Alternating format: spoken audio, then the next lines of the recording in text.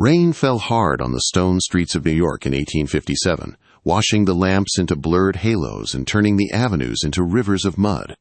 Eleanor Bennett pulled her thin shawl tight and kept walking, even as hunger twisted her stomach. At 23, she had already learned how fast hope could disappear. Her father had been a country doctor in Pennsylvania, and she had worked beside him since she was a girl. After his death, she came to the city believing skill and honesty would be enough. They were not. 2 weeks without work, she whispered, counting the last coins in her purse. By morning, her landlady would throw her out. Carriages rushed past her on Fifth Avenue, splashing dirty water onto her skirt. Wealth moved around her like she did not exist. She stopped beneath the glow of a grand townhouse, drawn by raised voices at the entrance. 2 footmen were carrying a tall man down the steps, his face pale, his jaw clenched in pain.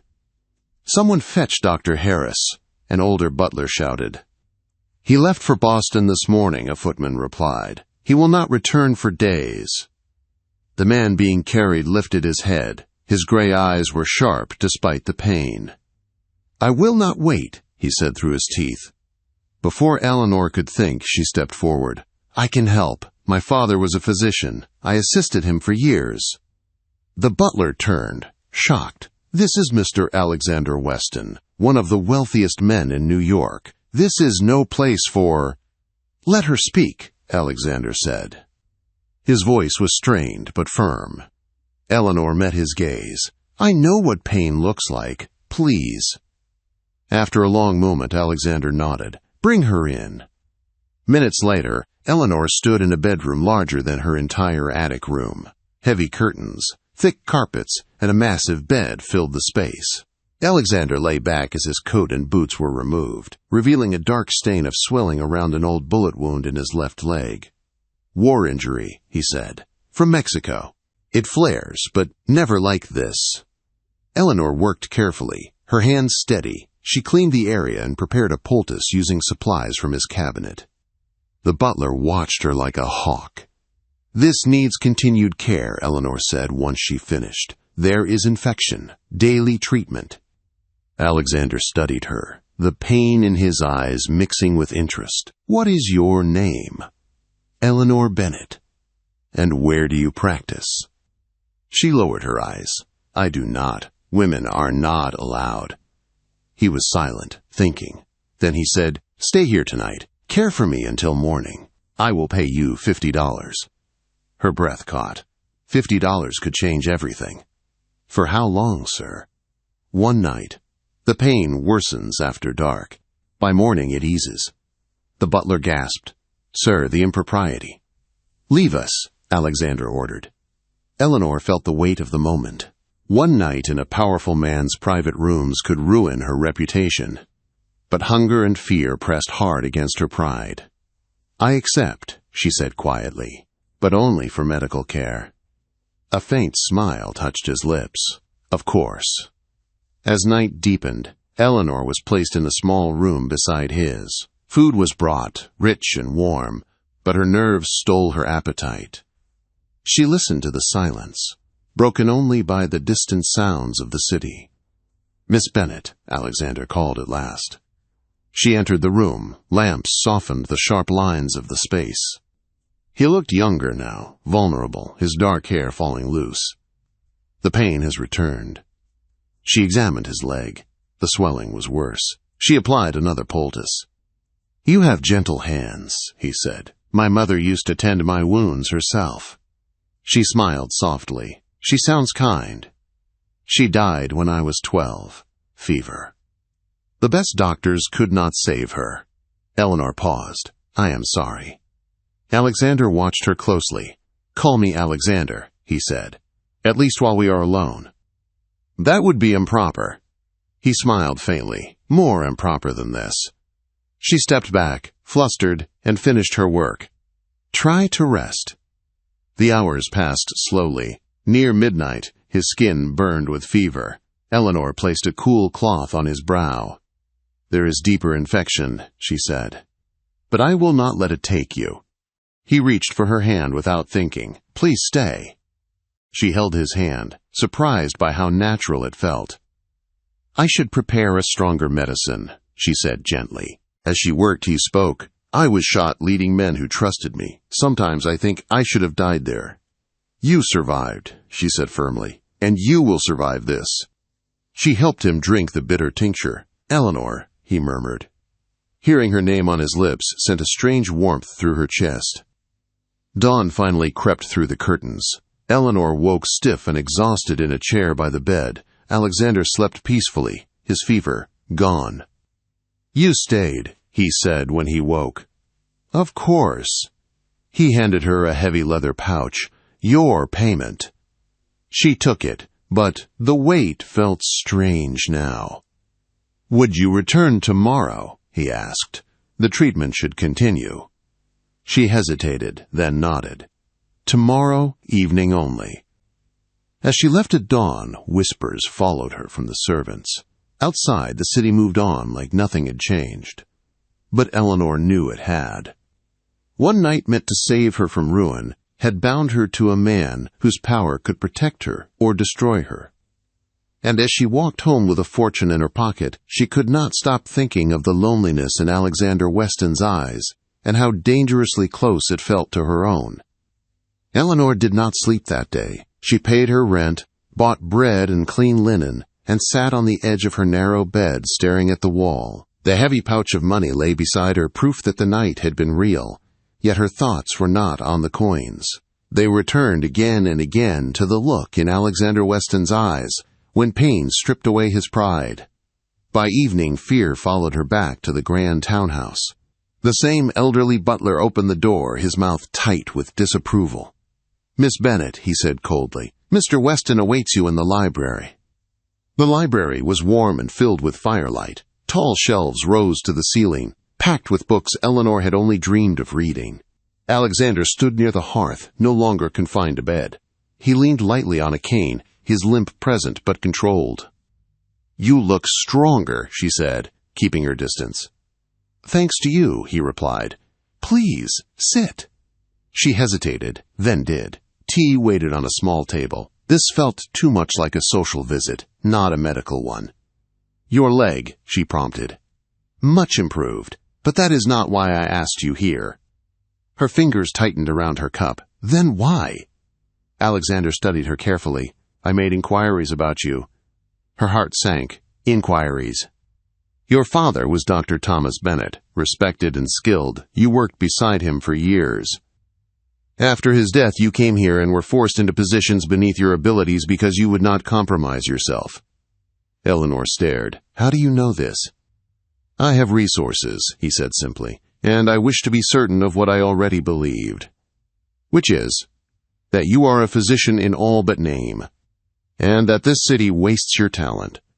He stood and walked slowly before the fire. "I want to offer you a position on my estate outside the city.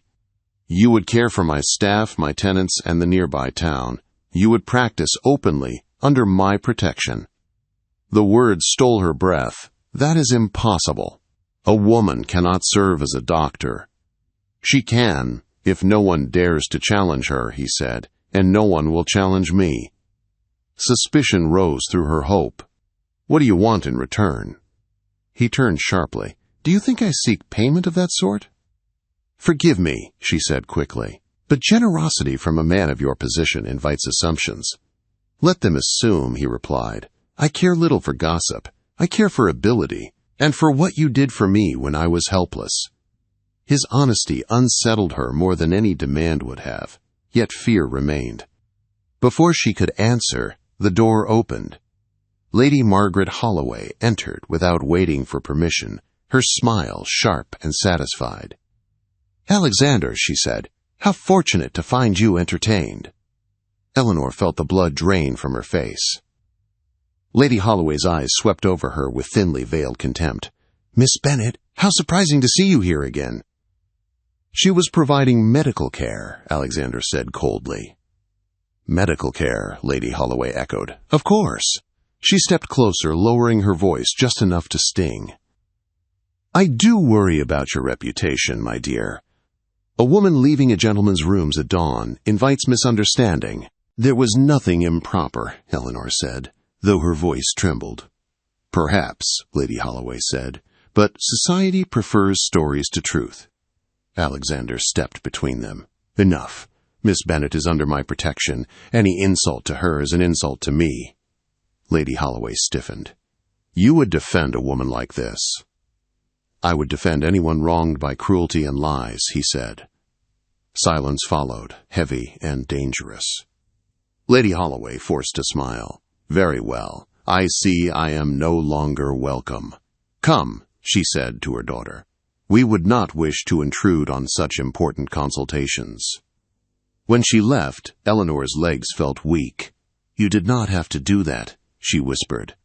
"I did," Alexander replied, "and I will again." That night, Eleanor returned home shaken. By morning, rumors had already begun. Her landlady's eyes lingered too long. Neighbors whispered behind closed doors. Yet the next evening, Eleanor packed her bag and traveled with Alexander's carriage to his estate. The countryside opened before her, wide and green, far from the choking streets of the city. The estate was large, but the village beside it was poor. Children coughed. Old men limped untreated. Women hid pain behind tired smiles. Eleanor went to work at once. Days turned into weeks. Her hands were never idle. She treated fevers, stitched wounds, delivered babies. People began to trust her, then rely on her. They called her doctor without irony. Alexander watched quietly from a distance. He never crossed her boundaries, yet his presence was constant. He ensured supplies arrived, defended her authority, silenced critics with calm strength. In the evenings, they spoke by the fire, about books, about war, about loneliness. He told her of the battlefield and the men he lost. She told him of her father and the joy of healing. The space between them filled with something neither named. One evening, as autumn leaves fell, Alexander spoke softly. "You have changed this place." "So have you," she replied. Their eyes met, and the unspoken truth trembled between them. The world would never allow what was growing, yet neither could deny it now. Some bonds, Eleanor realized, formed not in passion, but in care, and those were the hardest to break. Winter came early that year, laying frost over the fields and silence over the estate. Eleanor moved through her days with purpose, her reputation now firmly rooted among the villagers. They no longer questioned her presence. They trusted her hands and her judgment. Children ran to her when they fell. Mothers waited for her advice. The title doctor no longer felt borrowed. It felt earned. Yet beyond the village, the world was not as kind. Letters began to arrive from the city, invitations wrapped in polite words and sharp intent. Whispers had grown louder. A duke employing a woman as a physician, a woman living under his protection. Society had noticed. Alexander read the letters without comment, his jaw tightening each time. Eleanor saw the strain he tried to hide. "You do not owe me this fight," she said one evening as they sat near the fire. "If this harms your standing, I will leave." He looked at her then, truly looked at her. "You are not a burden. You are the best decision I have made since surviving the war." She swallowed. Words like that were dangerous. Soon after, Lady Holloway arrived, unannounced. She stood in the drawing room, elegant and cold, her eyes scanning Eleanor with open judgment. "You have made quite a spectacle of yourself, Miss Bennet," she said. "Playing doctor in the countryside does not erase what people believe." "Say what you came to say," Alexander replied sharply. Lady Holloway smiled thinly. "Society is patient, but it does not forget. If this arrangement continues, rumors will harden into truth. Your name will suffer, and hers will be ruined beyond repair." Eleanor felt the familiar fear rise. This was the cost she had always known would come. "Enough," Alexander said. "You will leave." Lady Holloway paused. "Or what?" "Or you will discover just how little I value the approval of people who mistake cruelty for virtue." When she was gone, silence filled the room. That night, Eleanor stood awake in her small cottage, staring at the ceiling. She had built a life here, one she loved, but it was balanced on Alexander's protection. That truth sat heavy in her chest. By morning, she had decided. She found Alexander on the terrace, walking slowly with his cane. "I will leave," she said before fear could stop her. "I will return to the city. I can find work quietly, without drawing attention to you." He stopped. "No. This cannot continue forever," she said softly. "I will not be the reason you are pulled down." He stepped closer, his voice low but steady. "You are not the reason. You are the answer."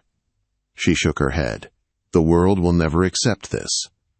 "Then we will build something it cannot ignore," he said. "I am tired of surviving alone, and I will not let you face this world alone again."